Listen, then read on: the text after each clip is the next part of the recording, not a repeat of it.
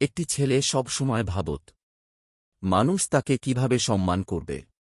সে শক্তিশালী হতে চাইল, ধনী হতে চাইল, বিখ্যাত হতে চাইল। একদিন তার শিক্ষক তাকে বললেন, মানুষের হৃদয়ে জায়গা করতে চাইলে চরিত্র সুন্দর করো। সে অবাক হয়ে জিজ্ঞেস করল, চরিত্র এত গুরুত্বপূর্ণ? তখন শিক্ষক হাদিসটি শোনালেন, তোমাদের মধ্যে সেই ব্যক্তি উত্তম যে তার চরিত্রে উত্তম। সেদিন থেকে ছেলেটি বদলে গেল। সে মিথ্যা বলা ছেড়ে দিল, অন্যকে সম্মান করতে শিখল, ক্ষমা করতে শিখল। ধীরে ধীরে সে বুঝল, মানুষ শক্তিকে নয়, ভালো চরিত্রকেই বেশি ভালোবাসে।